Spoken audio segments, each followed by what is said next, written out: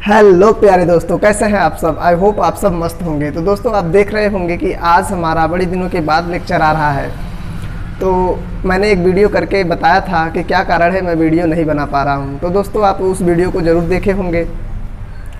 तो आज मैं अपने लेक्चर को आगे बढ़ाते हुए लेके आया हूं प्रकाश का लेक्चर नंबर 03।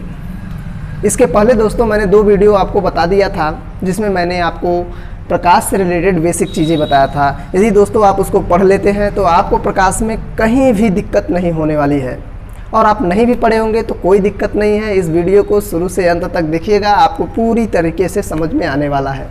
तो दोस्तों कैसे हैं आप सब। मेरा नाम है रंजीत यादव और आप देख रहे हैं ब्यूटीफुल सा channel DY classes by Ranjeet sir. तो दोस्तों अब ज़्यादा बातें ना करते हुए, क्योंकि लेक्चर भी हमारा कई दिनों के बाद आया है, इसलिए मैं सोच रहा हूँ कि आओ सीधा टॉपिक पर आते हैं। तो आप देख सकते हैं मैंने यहाँ पे लिख लिया है। पिछले वीडियो में मैंने थोड़ा सा क्या बताया था कि वस्तु के बारे में आपने देखा था कि वस्तु के बारे में मैंने बताया था वहाँ पे, और वहाँ बताते बताते लास्ट में लाइट कट गई थी, जिस वजह से मैंने उसी पर वीडियो रोक दिया था। तो यहाँ देख सकते हैं कि दिया गया है, वहीं से मैं वीडियो शुरू कर रहा हूं। अगर जो बच्चे देख लिए होंगे वो वीडियो तो थोड़ा सा आप इसको स्किप कर सकते हैं 2-4 मिनट। तो आप देख सकते हैं यहाँ पे लिखा गया है कि वस्तु वह है जिससे स्वतः प्रकाश उत्पन्न हो या उनसे प्रकाश परावर्तित हो सके।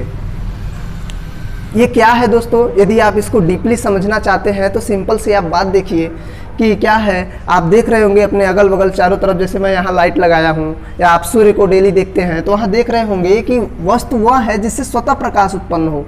इसका मतलब दोस्तों अब आपके दिमाग में चलेगा क्या वो वस्तु नहीं है जिससे प्रकाश उत्पन्न नहीं हो रहा है। तो दोस्तों आगे पढ़िए, यहाँ लिखा गया है या उनसे प्रकाश परावर्तित हो सके। जैसे आप देख रहे होंगे तो मेरे चेहरे से या मेरे कपड़े से प्रकाश परावर्तित हो रहा है, जिस वजह से ये कपड़ा आपको दिखाई दे रहा है। तो ये भी एक वस्तु के कैटेगरी में आता है।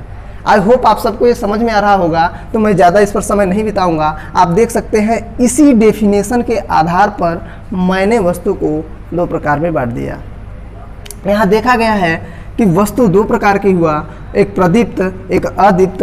तो यहाँ से प्रदीप्त क्या हुआ दोस्तों, मैं डेफिनेशन नहीं लिखा हूँ, मैं समझा देता हूँ कि ऐसी वस्तुएं जो स्वयं प्रकाश उत्पन्न करें या जिसमें स्वयं की ऊर्जा एवं प्रकाश हो। इसका मतलब क्या है, आप देख सकते हैं सूर्य को आप तो ऊर्जा एवं प्रकाश देते नहीं हो, वो सूर्य हमें देता है। इसका मतलब उसमें स्वयं की ऊर्जा एवं प्रकाश है। और आप देख सकते हैं बल्ब को भी आप देने नहीं जाते हो। लालटेन भी देखते हो, अपने आप स्वतः जलता है और प्रकाश उत्पन्न करता है। तो ये सब हमारे प्रदीप्त में आ गए। तो आप डेफिनेशन हल्का सा दे सकते हैं कि ऐसी वस्तुएं जो स्वतः उत्पन्न प्रकाश, जिसमें स्वयं की ऊर्जा एवं प्रकाश हो, वे क्या हैं, प्रदीप्त हैं। अदीप्त में क्या है दोस्तों, आप देख सकते हैं कि वे वस्तुएं जिनके पास स्वयं की ऊर्जा एवं प्रकाश ना हो, बल्कि वे क्या हो, दूसरे के प्रकाश से प्रकाशित हो। इसका मतलब दोस्तों क्या है कि उनसे प्रकाश परावर्तित हो सके। जिसमें स्वयं प्रकाश उत्पन्न करेंगे वो प्रदीप्त, जिनसे प्रकाश परावर्तित होगा वो अदीप्त। तो यहाँ देखिए चंद्रमा, ईंट, पत्थर, यहाँ मैंने लिख लिया है वस्त्र आदि। आई होप इतनी चीज़ें आपको क्लियर हो चुकी होंगी। और अब मैं आ रहा हूँ कि माध्यम किसे कहते हैं। दोस्तों आपको लग रहा होगा कि सर जी ये सब क्या बता रहे हैं, तो आप घबराइएगा नहीं। ये सब जितनी चीज़ें मैं बेसिक बताया हूँ लेक्चर 1 लेक्चर 2 में, और ये जो शुरू की 2-4 मिनट है, यदि आपकी इतनी चीज़ें क्लियर हैं तो मैं आपसे वादा करता हूँ कि कहीं भी आपको इस प्रकाश के रास्ते से यदि चलेंगे अपने चैप्टर में तो कभी भी आपको दिक्कत नहीं होने वाली है। ट्रस्ट मी दोस्तों, मैं आपके साथ बुरा नहीं करूंगा, मैं आपके भले के लिए इतना चीज़ें बता रहा हूं, नहीं तो मैं आगे चला जाता। तो आप देख सकते हैं यहाँ पे मीडियम, माध्यम क्या है। तो मैंने बताया कि प्रकाश जिसमें गमन करता है उसे माध्यम कहते हैं। इतनी चीज़ें आपको समझ में आ रही होंगी दोस्तों। जैसे आप समझ रहे होंगे कि जैसे आप चलते हैं तो आप भी एक माध्यम में चलते हैं, तो ऐसे ही प्रकाश को चलने के लिए जो भी जिसमें भी चलता है वो एक मीडियम होता है, एक माध्यम होता है। जैसे आप देख सकते हैं वायु, निर्वात, जल, कांच, कुछ भी हो सकता है माध्यम। इसी प्रकार तो मैंने इसलिए बता दिया कि जो माध्यम है वो 3 प्रकार का है।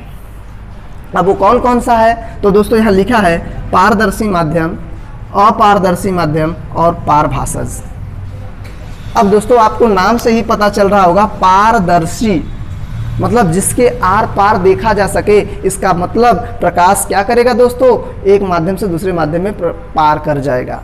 अब आप कहेंगे सर आप तो बता रहे हैं कि प्रकाश जिसमें गमन करता है वो माध्यम है, तो आप तो ठीक है दोस्तों, तो ये जो मैं दे रहा हूँ मीडियम, ये एक प्रकार से आप मान सकते हैं सीमा पृष्ठ, एक लेयर मान सकते हैं, एक परत मान सकते हैं जो दो माध्यमों को अलग करता है।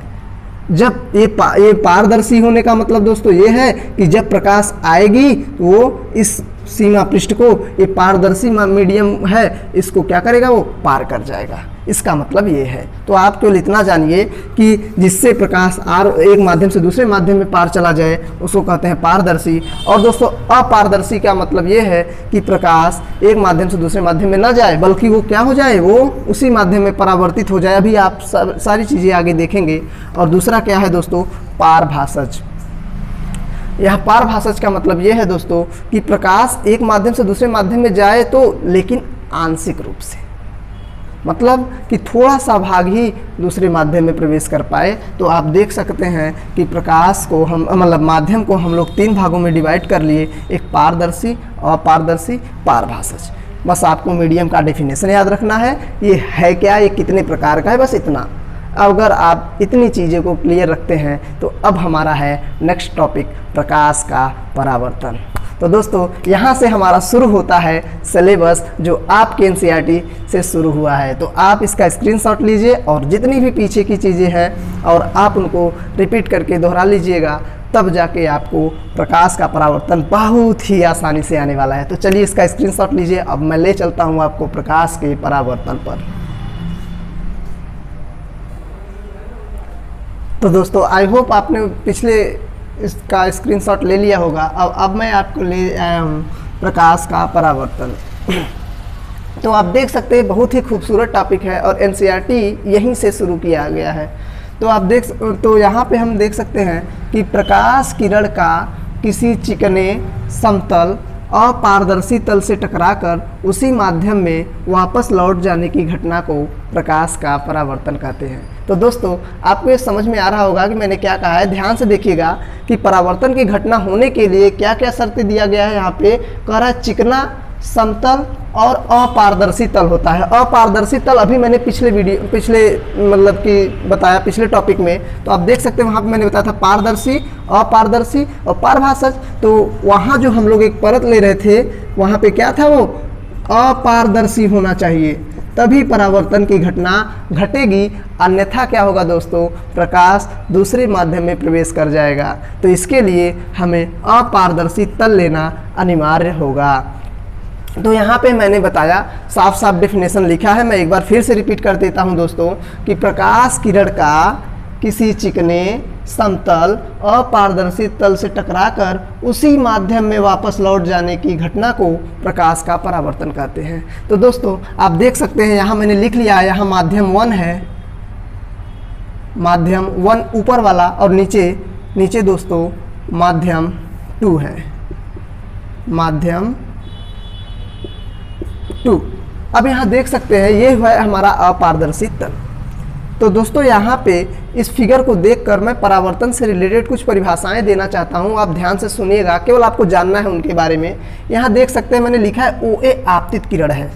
तो जब भी किसी समतल पृष्ठ पर या समतल दर्पण पर, अभी दर्पण क्या है आगे बताऊंगा मैं, तो यहाँ पे क्या है कि समतल दर्पण पर आने वाली प्रकाश की किरण, कहीं से भी अगर आ रही है प्रकाश की किरण तो वो हमारा होगा आपतित किरण। और उसके बाद दोस्तों समतल दर्पण के जिस बिंदु पर ये आपतित किरण आकर टकराएगी वही बिंदु हमारा होगा आपतन बिंदु। इतनी चीज़ें आपको बहुत ही आसानी से समझ में आ रही होंगी। अब यहाँ पे देख सकते हैं कि जैसे ही इस दर्पण से टकराई, अब ये है अपारदर्शी तल। अपारदर्शी तल प्रकाश पार जाएगा नहीं, तो जब पार नहीं जाएगा तो फिर से टकराकर उसी माध्यम में लौट गया। दोस्तों घबराइए मत, कंफ्यूज मत होइएगा, मैं मार्ग नहीं बोल रहा हूँ, माध्यम बोल रहा हूँ। इसका मतलब दोस्तों कई बच्चे कंफ्यूज हो जाते हैं कि लगता है उसी मार्ग में वापस लौट जाएगी। मार्ग नहीं, माध्यम। माध्यम 1 है, माध्यम 2 है, वो टकराई उसी माध्यम में लौट गई, दूसरे माध्यम में नहीं प्रवेश की। तो यहाँ है कि उसके बाद मैंने क्या बोला कि उसके बाद यहाँ परावर्तन के पश्चात जो किरण हमें प्राप्त होगा वो कहलाएगी हमारी परावर्तित किरण। यहाँ देख सकते हैं AB हमारा है परावर्तित किरण। उसके बाद दोस्तों ये आपतन बिंदु जो है, आप देख सकते हैं ये दर्पण के मध्य बिंदु पर यहाँ मैंने लिखा, कहीं भी रखा जा सकता है, ऐसा बात नहीं है। आपतन बिंदु जहाँ आकर प्रकाश गिर गई वही आपतन बिंदु होगी। आप देख सकते हैं दर्पण के लंबवत खींची गई रेखा अभिलंब कहलाती है। आप देख सकते हैं यही था दर्पण, ये है अपारदर्शी तल, और यहीं से हम एक लंब खींच दिए हैं, वही हमारा क्या है, अभिलंब। यहाँ मैंने नाम से मेंशन किया है एन मैंने यहाँ इसलिए कहा है क्योंकि दोस्तों अभिलंब को इंग्लिश में नॉर्मल बोला जाता है। तो आप देख सकते हैं यहाँ पे, अब यहाँ पे दिया गया है ये जो हमारा आई है दोस्तों, इसे बोला जाता है हिंदी में आपतन कोण, और इंग्लिश में इसका नाम है इंसिडेंट एंगल। और उसके बाद दोस्तों यहाँ मैं आर लिख देता हूँ। आर क्या है, ये है हमारा परावर्तन कोण। परावर्तन कोण, तो परावर्तन को अंग्रेजी में बोलते हैं रिफ्लेक्शन, इसलिए यहाँ मैंने बोला है रिफ्लेक्टेड एंगल, इसलिए इसे स्मॉल आर से दिखाई दे रहा है। तो दोस्तों आई होप आपको ये समझ में आ गया होगा। तो आप इसका जल्दी से स्क्रीनशॉट लीजिए, तब मैं ले चलता हूँ आपको इसके नियम पर। इसके 2 नियम है दोस्तों, वो मैं आपको फटाफट समझाने वाला हूँ, तब तक आप इसका स्क्रीनशॉट ले सकते हैं। तो दोस्तों अब हमारा नेक्स्ट टॉपिक है परावर्तन के नियम। इसके पहले हम लोगों ने परावर्तन को अब बहुत ही डीपली समझे हैं। अब यहाँ देख सकते हैं कि परावर्तन के नियम में मैंने लिखा है कि परावर्तन के निम्न 2 नियम हैं। आप समझ सकते हैं कि पहला नियम क्या है, कहा कि यहाँ लिखा है कि आपतन कोण सदैव परावर्तन कोण के बराबर होता है। दोस्तों ये कॉन्सेप्ट आप बहुत ही अच्छे से तैयार कीजिएगा, क्योंकि दोस्तों इसी पर हमारा न्यूमेरिकल लगने वाला है। और दोस्तों मैं यदि जो वीडियो सीक्वेंस से पढ़ा रहा हूँ, यदि आप अच्छे से इसको सीरियल से पढ़ेंगे तो मैं वादा करता हूँ आपसे कि आपको न्यूमेरिकल लगाने से कोई नहीं रोक सकता है। तो यहाँ देख सकते हैं कि ये जो दिया गया है एंगल यहाँ का आपतन कोण, ये इक्वल होगा इसके, यानी यहाँ इसलिए मैंने इसे मिटाया नहीं है दोस्तों। आप देख सकते हैं ये जो आपतन कोण है यही हमारा और परावर्तन कोण है, ये दोनों आपस में इक्वल होंगे। यदि दोस्तों आपको आई का मान दे दिया है 50 अंश, तो आप आर का मान भी 50 अंश लिख सकते हैं। यदि कुछ भी दे, अगर आर का मान आपको 60 अंश दे दिया तो आप उसका आई की वैल्यू भी लिख सकते हैं 60 अंश, क्योंकि दोनों आपस में इक्वल है। तो चाहे आर की वैल्यू पहले दे तो भी आप आई की वैल्यू को पता कर सकते हैं, और चाहे आई की वैल्यू पहले दे तो आप आर की वैल्यू को फाइंड कर सकते हैं। तो दोस्तों अब दूसरा हमारा क्या है, इसे समझना आवश्यक है दोस्तों, क्योंकि इसमें बहुत लोगों को कन्फ्यूजन रहता है। क्या है आपतित किरण, आपने देखा ये आने वाली प्रकाश किरण आपतित किरण है। परावर्तित किरण आपने यहाँ भी देखा कि परावर्तन के पश्चात प्राप्त किरण परावर्तित किरण है।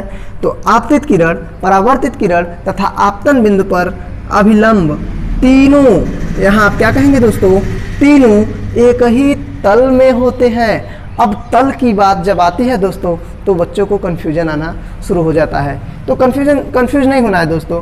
क्या है तल का मतलब, मैं आपको बता दूं, तल से जैसे मैं आपको क्या कहाँ बताऊं, जैसे मैं आपको एक पन्ना आप ले लीजिए, वहाँ देख सकते हैं कि यदि आप एक शीट ले लेंगे तो प्रकाश की किरण, यदि मैं यहाँ खींच के बता रहा हूँ, ध्यान से देखिएगा, ऐसे ही आ रही है तो एक यही इसी तल पे हो, और ये इधर परावर्तित होना चाहिए, और ये अभिलंब, ये तीनों एक तल पे हो।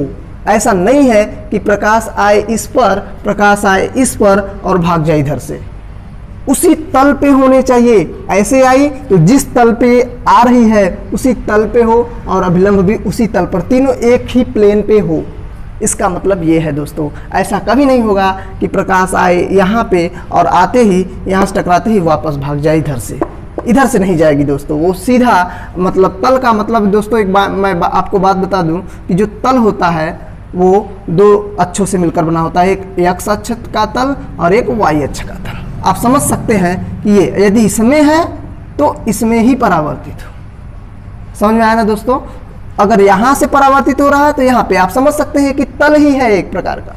तो कभी भी ये कंफ्यूज मत होइएगा कि वो तल अपना चेंज नहीं करेगा। ऐसा नहीं है कि इस तल को छोड़कर वो इधर से भाग आए।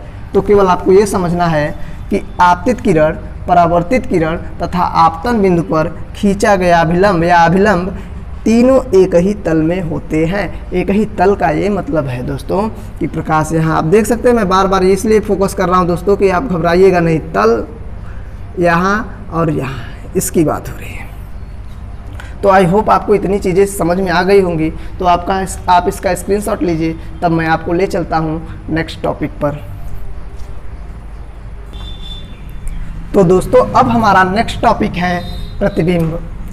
तो आप देख सकते हैं कि थोड़ा सा राइटिंग हमारा ठीक नहीं है, तो दोस्तों आप थोड़ा सा मैनेज कर लीजिएगा। तो यहाँ पे मैं बता रहा हूँ कि प्रतिबिंब क्या है, क्योंकि दोस्तों हमारा अब धीरे धीरे हम लोग एक एक टॉपिक आगे बढ़ते चले जा रहे हैं और अभी हम लोग पढ़ने वाले हैं गोली दर्पण से प्रतिबिंब बनाने के नियम। तो इसलिए हमें दोस्तों प्रतिबिंब को जानना आवश्यक है।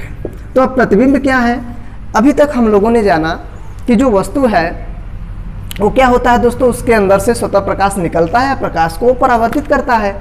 तो आप ध्यान से देखिए, मैंने बोला है किसी बिंदु वस्तु से, और यहाँ एक ध्यान देने वाली बात है दोस्तों, वस्तु को बिंब भी कहते हैं। एनसीईआरटी में बिंब लिखा गया है, तो घबराइएगा नहीं।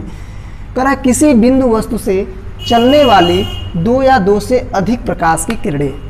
दोस्तों 2 या 2 से अधिक ही प्रकाश होने चाहिए, अन्यथा प्रतिबिंब नहीं बनने वाला है।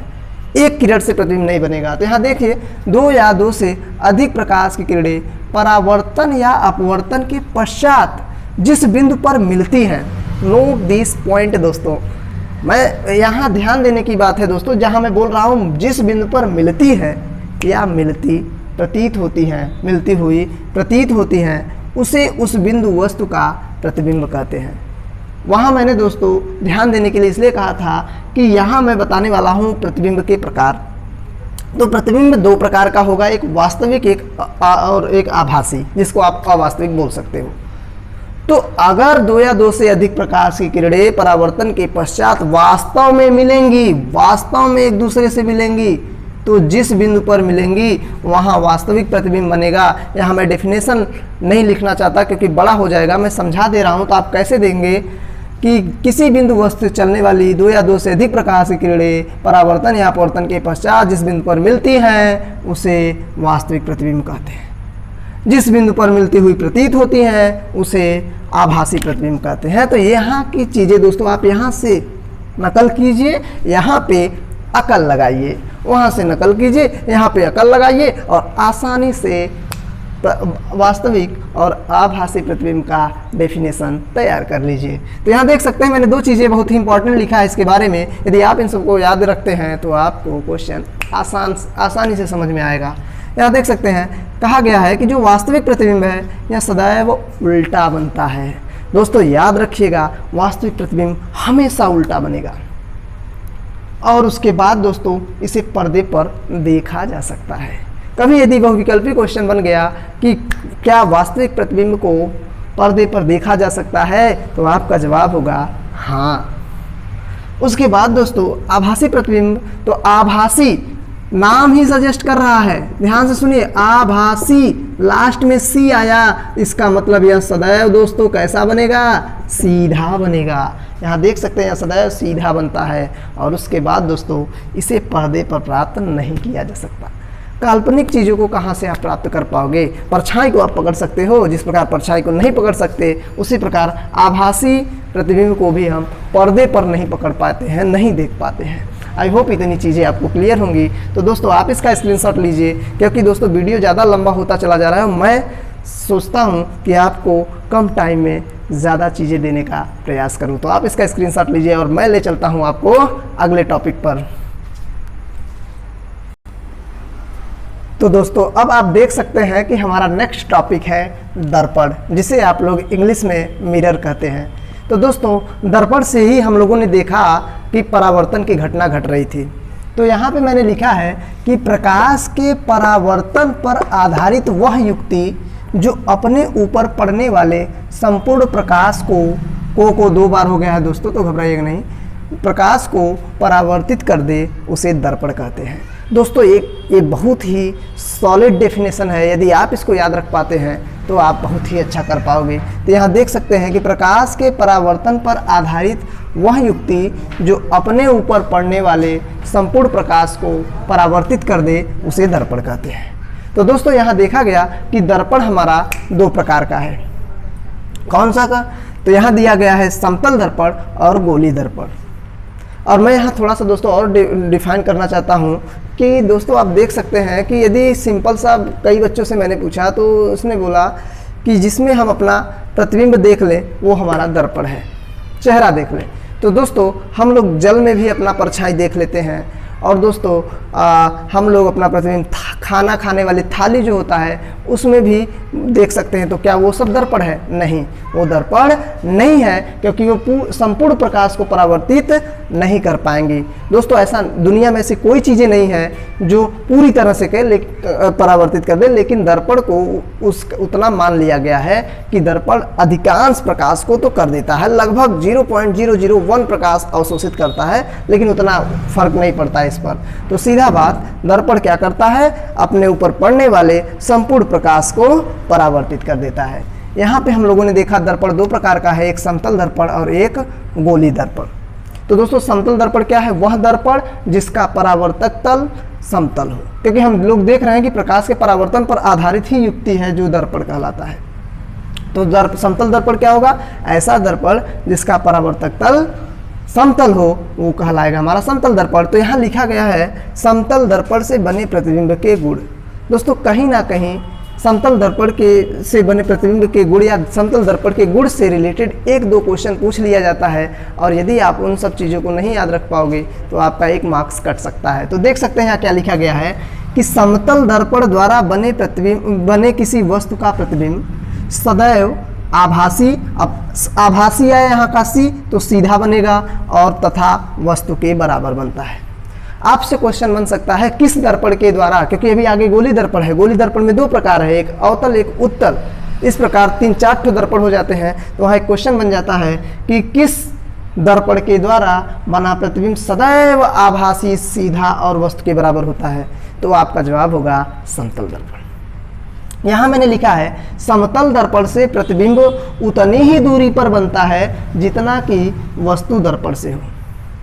इसका मतलब दोस्तों कि यदि आप कोई दर्पण ले लीजिए, मिरर, और आप देख लीजिए, कोई मिरर खड़ा कर दीजिए, दर्पण खड़ा कर दीजिए और उसके बाद अपना प्रतिबिंब देखिए, तो दर्पण के अंदर आपका प्रतिबिंब उतनी ही दूरी पर बनेगा जितना कि आप दर्पण से दूरी पर होंगे।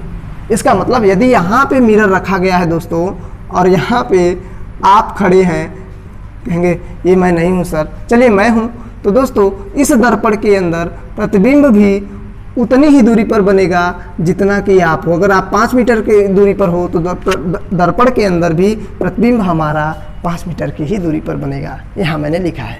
और यहाँ एक बात और लिखा गया है, समतल दर्पण की फोकस दूरी तथा वक्रता त्रिज्या अनंत होती है। दोस्तों अभी इसको मैं आगे समझाऊंगा, इसका मतलब कि वर्णन करूंगा कि किस प्रकार वक्रता त्रिज्या और फोकस दूरी अनंत होती है। तब तक आप इसको केवल याद रख लीजिए कि जब भी आपको पूछा जाएगा कि समतल दर्पण की फोकस दूरी तथा वक्रता त्रिज्या कितनी होती है, तो आपका जवाब होगा अनंत। तो दोस्तों अब आप इसका स्क्रीनशॉट लीजिए ताकि मैं इसके आगे का टॉपिक बता सकूं, या आगे अभी 2-4 पॉइंट्स और बचे हैं जिससे बहुत ही अच्छे क्वेश्चन उठाए जा सकते हैं। तो आप इसका स्क्रीनशॉट लीजिए, तब मैं ले चलता हूं अगले टॉपिक पर। तो दोस्तों अब हम ले चलते हैं आपको समतल दर्पण से गुण के बने प्रतिबिंब के गुण का अगला पॉइंट। तो यहाँ देख सकते हैं यदि कोई वस्तु समतल दर्पण के सामने v वेग से गतिमान हो तो उसका प्रतिबिंब 2v वेग से आता हुआ प्रतीत होगा।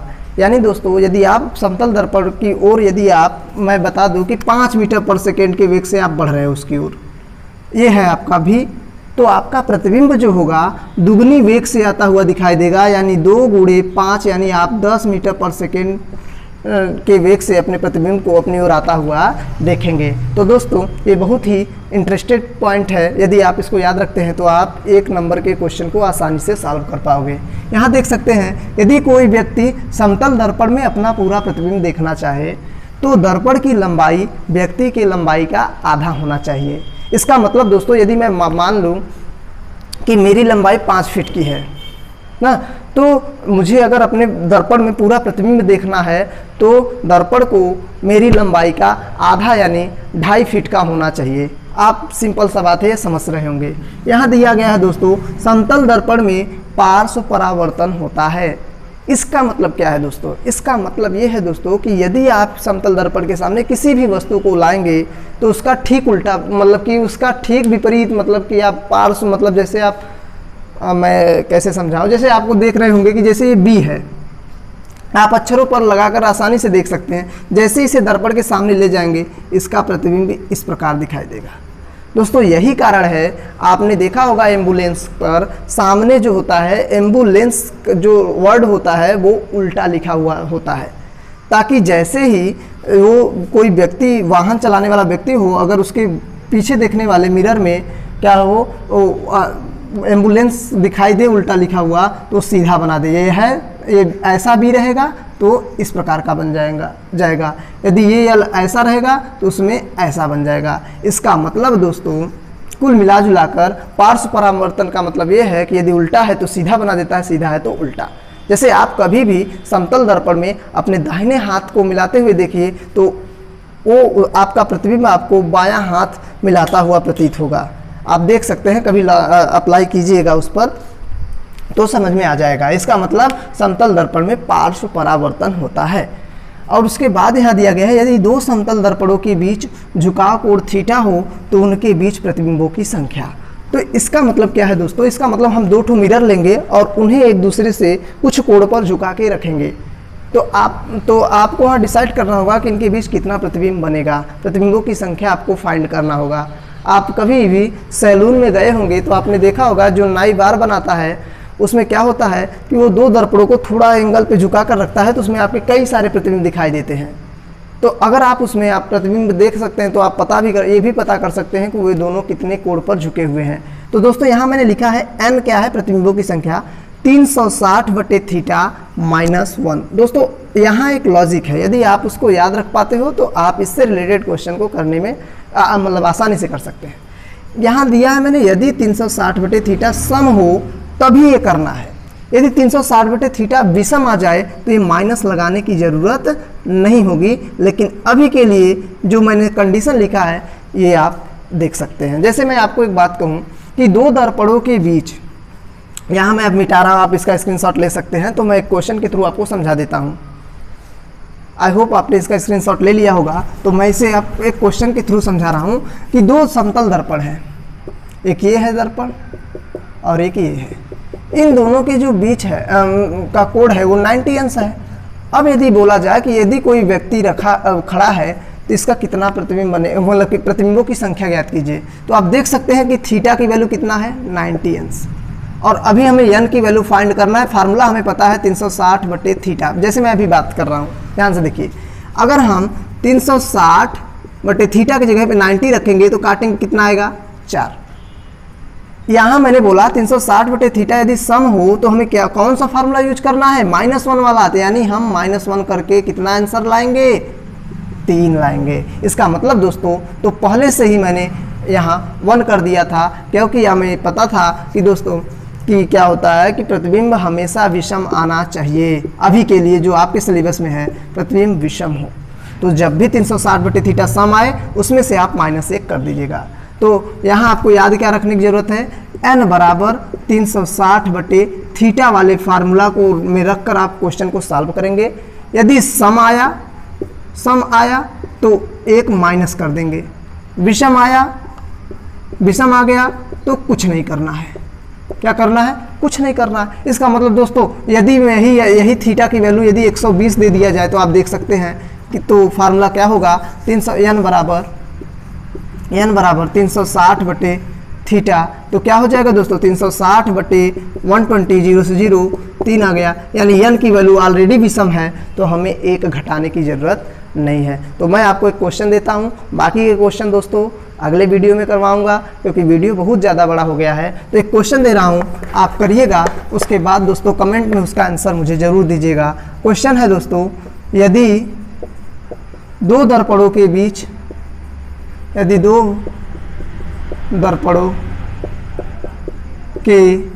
बीच झुकाव कोण 60 अंश हो तो उनके बीच बने प्रतिबिंबों की संख्या ज्ञात कीजिए। दोस्तों आप इस क्वेश्चन को सॉल्व कीजिएगा और आंसर को कमेंट में जरूर लिखिएगा। तो दोस्तों आप अभी तक मैंने आपको बहुत ही अच्छे से परावर्तन से रिलेटेड जितने भी कॉन्सेप्ट था बताया। तो दोस्तों यदि आपको ये वीडियो अच्छा लगा हो तो अपने ज़्यादा से ज़्यादा दोस्तों में शेयर करें। तो चलते हैं दोस्तों और मिलते हैं नेक्स्ट वीडियो में, तब तक के लिए बाय।